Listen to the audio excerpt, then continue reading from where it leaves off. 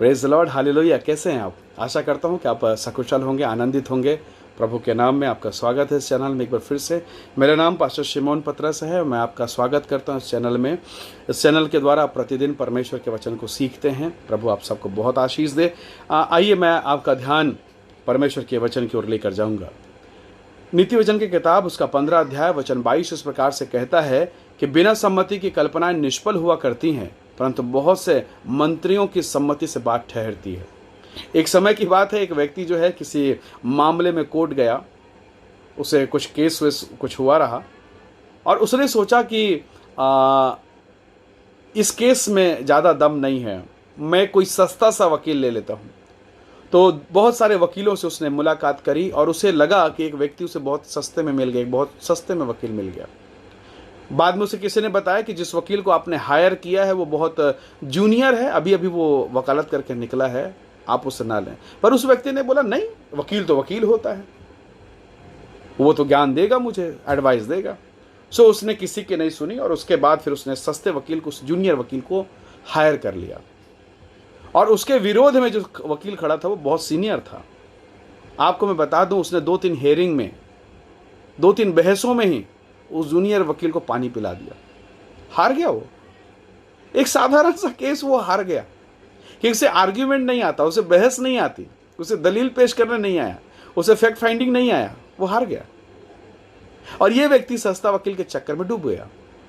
वकील कभी नहीं हारता साहब, वो तो उसके क्लाइंट्स हारते हैं, वो जीतते वो हारते, वो तो हमेशा विजयी हैं। जैसे डॉक्टर के यहाँ आप जाएं, आप मरे या बचें, उनका तो फिक्स है, उनको तो पैसे आपको देने पड़ेंगे। वकील के साथ इस प्रोफेशन में भी वही है। कहने का अर्थ ये हुआ, बाइबल कहती है बहुत सारे मंत्रियों का सलाह, एडवाइस स्थिर होता है।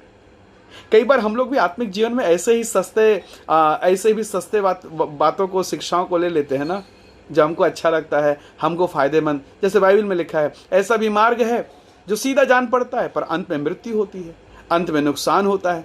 सो प्रभु के बेटा और बेटियों, परमेश्वर के लोगों, आपके कितने एडवाइजर हैं? क्या आप मुझे एक ऐसे व्यक्ति का नाम बता सकते हैं जिसने कभी किसी से सलाह नहीं मांगा हो? कोई दुनिया का ऐसा व्यक्ति जिसने किसी से एडवाइस नहीं मांगा हो? मुझे नहीं लगता। देश के राजनेता, राष्ट्रपति, प्रधानमंत्री, मुख्यमंत्री, बड़े बड़े ऑर्गेनाइजेशन, उनके पास भी एडवाइजरी कमेटी होती है, वो सलाह लेते हैं और काम करते हैं। आपको मालूम, नीति वचन की पुस्तक उसके अध्याय 1 और वचन 2 में क्या लिखा है? वचन 1 और 2 कहता है, मैं आपके सामने इस परमेश्वर के वचन को रखूं। यहाँ पर लिखा है, इनके द्वारा पढ़ने वाला बुद्धि और शिक्षा को प्राप्त करे और समझ की बातें समझें। और एक और जगह लिखा है, इसी एक अध्याय उसके 10 में, हे मेरे पुत्र, यदि पापी लोग तुझे फुसलाएं तो उनकी बात ना मानना। मैं आपसे कहना चाहता हूं, क्या आप किसी ऐसे जन को जानते हैं जिसने कभी किसी से एडवाइस या सलाह नहीं लिया? परमेश्वर के लोगों, मूसा ने भी परमेश्वर के आत्मा की इच्छा के अनुसार अगुवाई पाकर अपने ससुर से बातें करके भी उसने अपने नीचे में 70 लोगों को चुन के रखा था। Advisory committee, working committee. Praise the Lord, hallelujah. हम क्या सीख रहे हैं? मैं और आप आत्मिक जीवन में हम किससे हम सलाहकार बनाते हैं? यदि आपका सलाहकार कम पढ़ा लिखा है, नया है, नए विश्वास में, वो आपको डुबा देगा। उसके पास ज्ञान नहीं है, वो भले ही एक अच्छे प्रोफेशन से आता हो, एक अच्छा एजुकेशन हो उसके पास, पर यदि उसके पास आत्मिक समझ नहीं है तो वो आपके आत्मिक जीवन को नाश कर देगा। क्या एक कलेक्टर है, वो आईएएस है, आईपीएस ऑफिसर है, क्या वो ये बोलकर कि मैं बहुत पढ़ा लिखा हूं, मैं तो इस जिले का मालिक हूं, क्या वो अपने बच्चे को इंजेक्शन दे सकता है? आप जानते हैं, आप कहेंगे नहीं। बिल्कुल सही। आप अपने फील्ड में जानकार हो सकते हैं, पर कोई जरूरी नहीं कि हर फील्ड की जानकारी आपको हो। पॉसिबल नहीं है। इसलिए बाइबल कहती, परमेश्वर का वचन नीति वचन 3:5 में, तू अपनी समझ का सहारा ना लेना, वरन संपूर्ण मन से यहोवा पर भरोसा रखना। तो आपका भरोसा किस पर है? इसलिए मैं परमेश्वर का दास होने के नाते आपसे यही चीज कहूंगा, यदि आपका भरोसा, आपका ईमान मनुष्यों के ज्ञान पर है, मनुष्यों के उनके एजुकेशन, उनके अनुभव पर आधारित है, तो आपका डूबना तय है। परंतु यदि आप परमेश्वर के सच्चे भक्तों से, वरिष्ठ सीनियर लोगों से उस ज्ञान को लेंगे, प्रभु का अनुग्रह आप पर होगा, आपको आशीषें मिलेंगी। और दूसरी जो सबसे महत्वपूर्ण बात है, सुलेमान जैसा व्यक्ति भी जब दूसरों से सलाह लेता है तो हमें क्यों नहीं लेनी चाहिए? आपको मालूम है, सुलेमान जो स्वयं परमेश्वर से ज्ञान प्राप्त करता है, ना उसके समान कोई था, ना उसके समान कोई आने वाले समय में होने वाला था।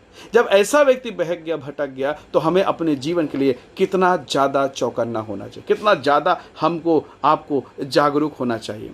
इसलिए बाइबल कहती है बहुत सारे मंत्रियों की सम्मति, उनकी बातें ठहरती हैं, रिजल्ट देती हैं, फ्रूट्स मिलता है। हालेलुया। सो परमेश्वर मेरी और आपकी सहायता करे। क्या आप जानते हैं आपके पास एक ऐसा परमेश्वर है? यशायाह 9:6 में लिखा है, वह तो अद्भुत युक्ति करने वाला पराक्रमी परमेश्वर है। क्यों ना आज की सुबह हम प्रभु से कहें, परमेश्वर आप अपनी युक्तियों को हमारे लिए बनाएं, अपने प्लान को हमारे लिए बनाएं, क्योंकि उसने कहा मैं जो कल्पना तुम्हारे विषय में करता हूँ हानि की नहीं कुशल की है, और अंत में तुम्हारी आशा पूरी करूंगा। आज की सुबह शायद आप दुखी हो, निराश हो, हताश हो, भय हो, चिंता हो, बहुत सारी बातें हो, समझ नहीं आता, कन्फ्यूजन होता। मैं आपसे कहना चाहता हूँ, घुटने में आइए, प्रभु के सामने आइए।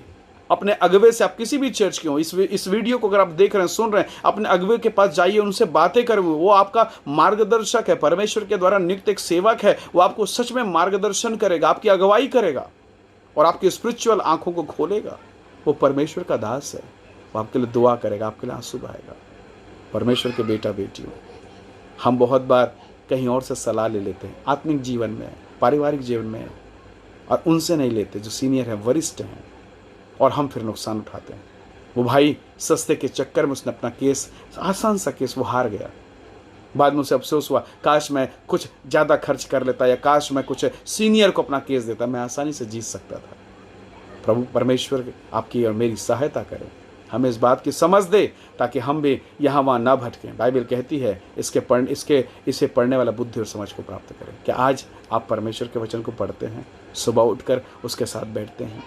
यदि हाँ, तो जो व्यक्ति राजा के साथ बैठेगा उसमें राजा के गुण आएंगे। जो पिता के साथ बैठेगा, प्रभु के साथ बैठेगा, उसके जीवन में प्रभु का गुण आएगा।